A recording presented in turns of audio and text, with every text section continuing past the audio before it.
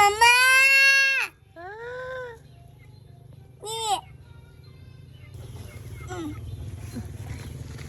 Đây dự đại thỏ con.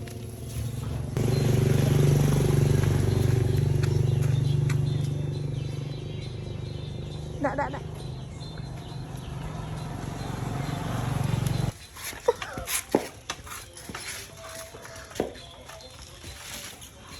tôi đầu tiên chặt